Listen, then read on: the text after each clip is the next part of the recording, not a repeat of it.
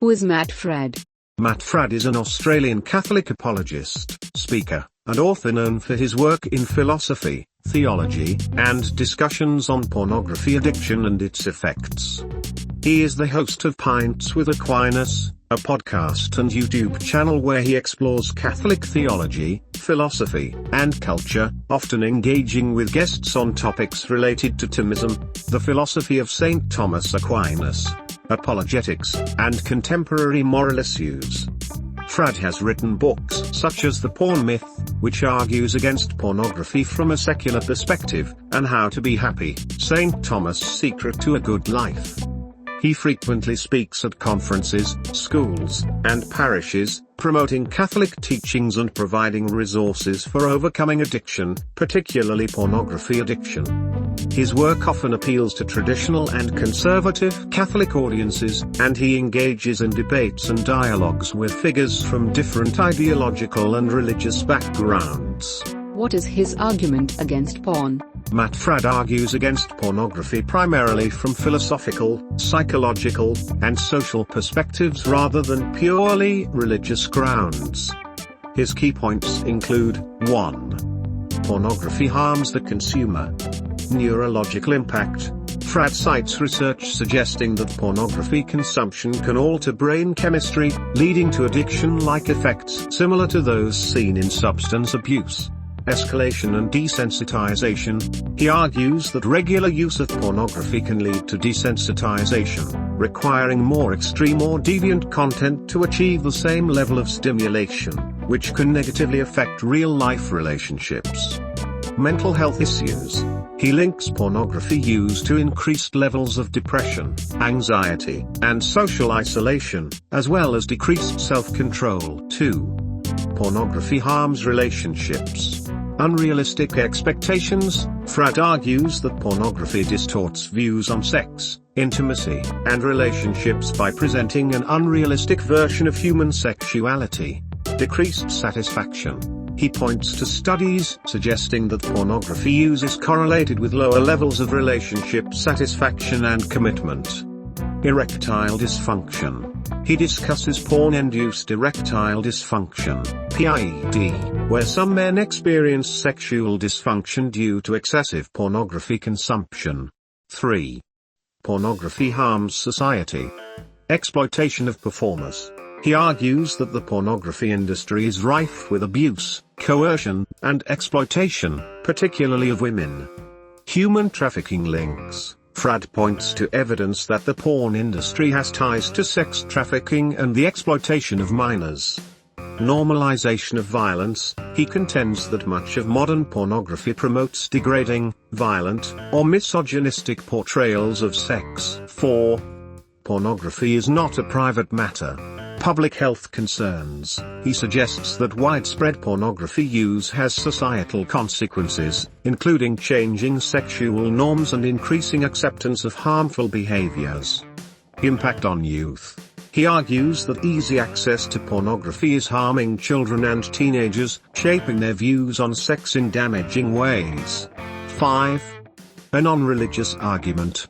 In his book The Porn Myth, Fradd deliberately avoids religious arguments, framing pornography as a secular moral and psychological issue.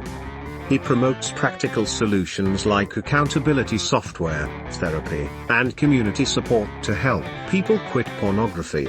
Overall, Fradd presents pornography as a significant personal and societal problem, advocating for a shift away from it in favor of healthier relationships and a more ethical view of human sexuality. Counter his points.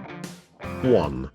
Pornography harms the consumer. Counterpoints neurological impact and addiction-like effects. The claim that pornography alters brain chemistry in the same way as hard drugs, for example, heroin, cocaine, is controversial. The American Psychological Association, APA, and other scientific bodies have not classified pornography as a clinical addiction in the DSM-5. While compulsive sexual behavior disorder, CSBD, is recognized by the WHO, it is distinct from substance addiction and is not caused solely by pornography. Many studies suggesting neurological impacts rely on correlation rather than causation. Not all users experience negative effects. Many consume pornography without developing compulsive behaviors or negative mental health outcomes. Escalation and desensitization. Escalation in content preference varies by individual, and there is no conclusive evidence that watching pornography inevitably leads to watching more extreme material. Many users maintain stable preferences over time, and interest in novelty does not necessarily mean escalation into problematic material. Mental health issues. Studies linking pornography use to depression and anxiety often fail to account for pre-existing conditions. People struggling with mental health may turn to pornography as a coping mechanism rather than pornography being the cause. Research also indicates that moderate pornography use is associated with sexual satisfaction, stress relief, and increased relationship quality in some cases. 2. Pornography harms relationships. Counterpoints. Unrealistic expectations. Media in general, romantic movies, advertising, social media, also creates unrealistic expectations about relationships and body image. A healthy education on sex and relationships can mitigate potential misconceptions from pornography. Decreased satisfaction and commitment. While some studies suggest a correlation between high pornography use and lower relationship satisfaction, others show neutral or even positive effects, especially when couples view it together. Causation is unclear. Those dissatisfied in their relationships may turn to pornography, rather than pornography causing dissatisfaction. Porn-induced erectile dysfunction, PIED. PIED is not officially recognized by the medical community, and studies on it remain inconclusive. Factors like anxiety, performance pressure, and physiological issues often play a bigger role in erectile dysfunction than pornography use. 3. Pornography harms society. Counterpoints. Exploitation of performers. While some exploitation occurs in the industry, the same is true of many other fields, for example, fashion, entertainment. Ethical and legal frameworks can help regulate and improve working conditions.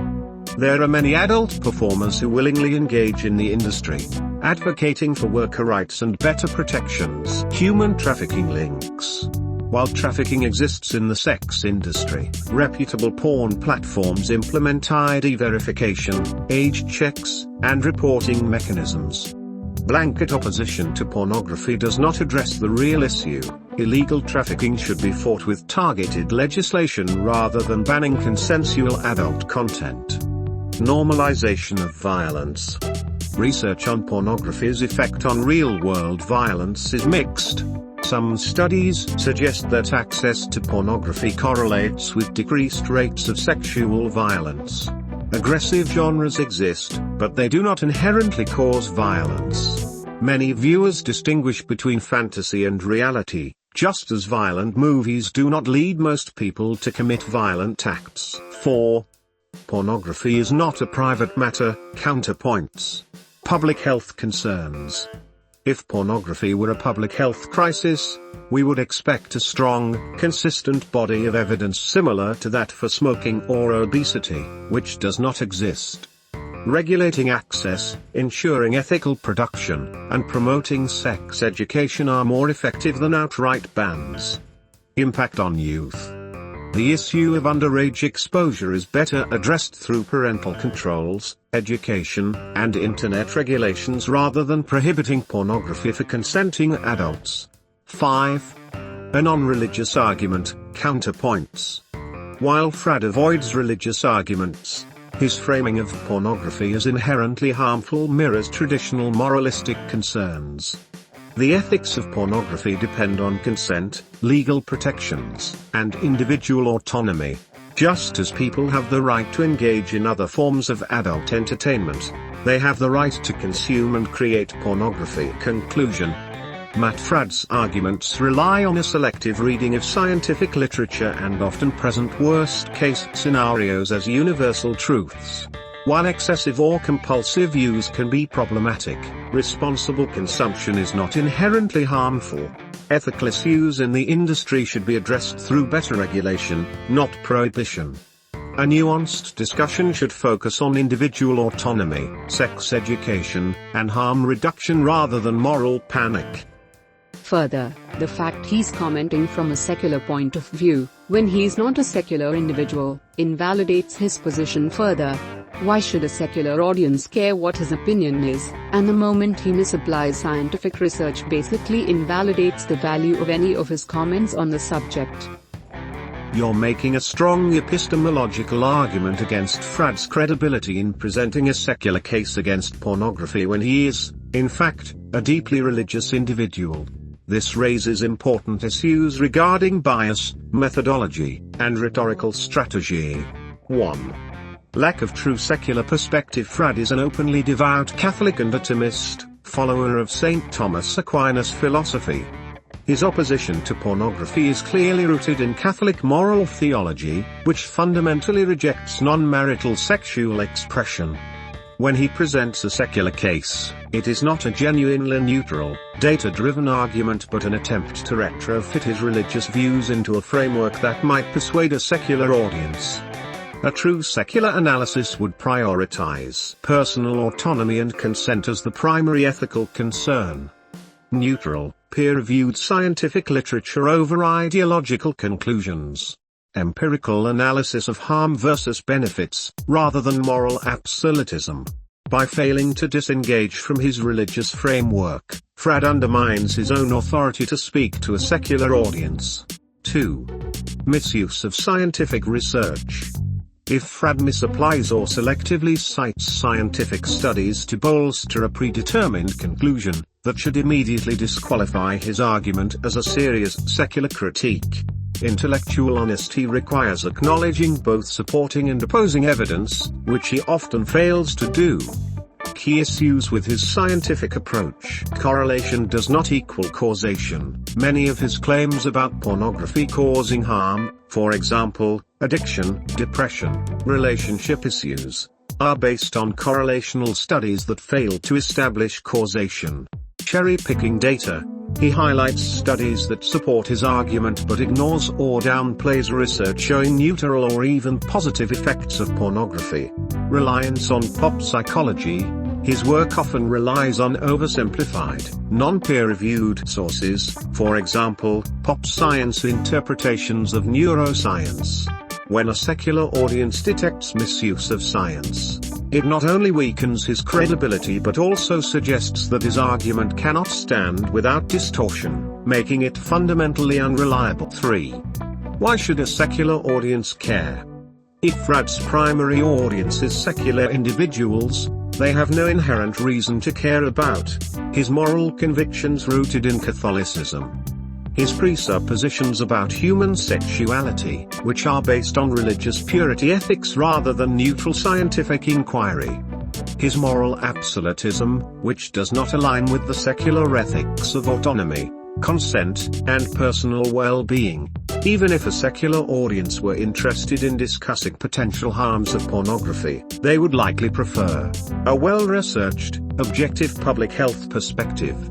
Discussions of ethical concerns about the industry that do not assume all pornography is exploitative. Balanced viewpoints that acknowledge positive and neutral effects, rather than just worst-case scenarios. Since Fradd does not approach the topic from this kind of balanced perspective, his argument is irrelevant to a secular audience, even if some of his points had merit. 4. The implicit dishonesty of his approach. If Fradd truly believes that pornography is wrong due to Catholic theology, why does he not simply argue from that perspective? Instead, he presents a secular argument as a Trojan horse for his religious worldview. This erodes trust. If he is not honest about the basis of his argument, why should anyone take him seriously? A secular audience would be more likely to respect a religious figure who says, "I oppose pornography because I believe in a moral law grounded in God. And here's my case for why you should consider that perspective."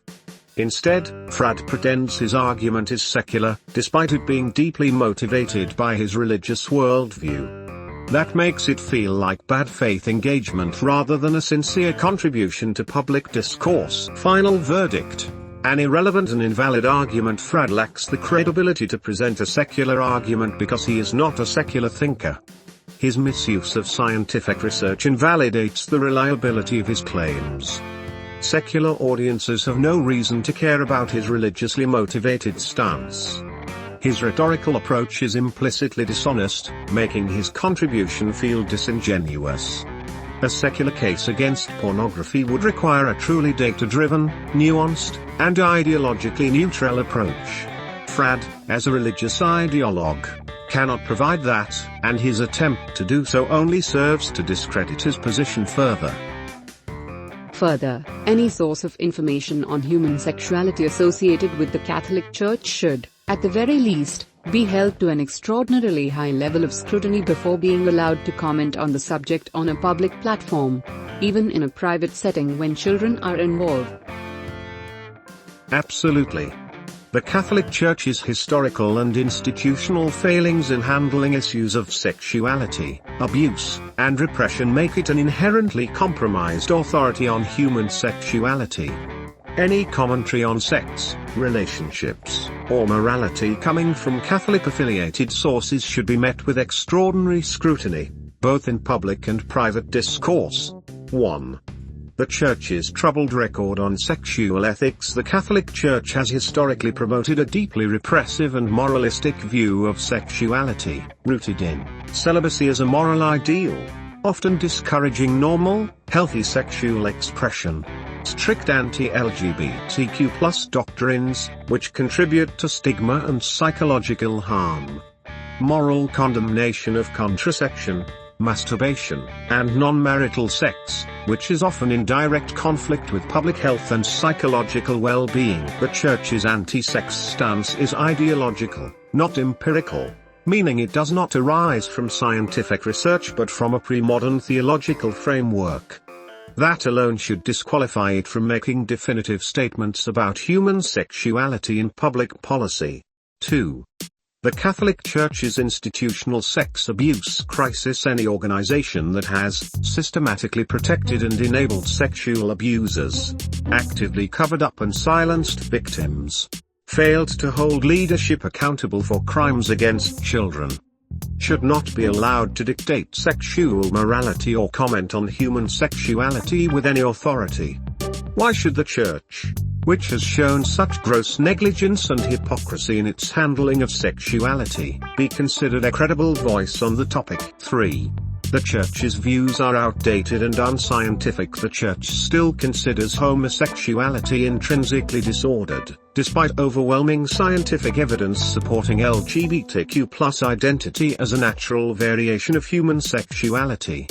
It opposes contraception, even though access to birth control correlates with lower abortion rates, better family planning, and improved women's health.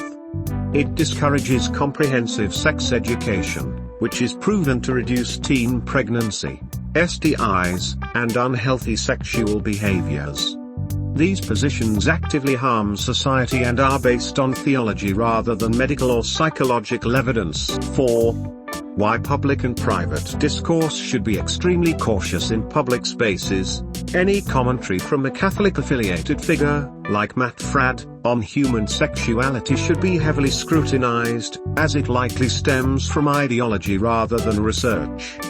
In private settings, especially with children, given the Church's history of abuse cover-ups, no Catholic-affiliated figure should have unchecked influence over sexual education or counseling involving minors.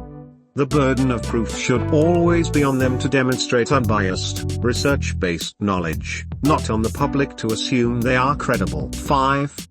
A better alternative, evidence-based, secular discourse on sexuality. Discussions on human sexuality should be led by medical professionals, doctors, psychologists, sex therapists, researchers in human sexuality, for example, Kinsey Institute, WHO, APA. Secular ethicists focused on consent, autonomy, and well-being. A rational, evidence-based approach ensures that discussions about sexuality focus on health, education, and ethics, not religious dogma. Final verdict. Extreme scrutiny is essential given its historical abuses, ideological biases, and unscientific positions. The Catholic Church, and figures like Fradd, should be closely scrutinized before being allowed to influence public discourse on sexuality, especially involving children. Their credibility is inherently compromised, and they should not be taken as authoritative voices on human sexuality in any setting where objectivity matters.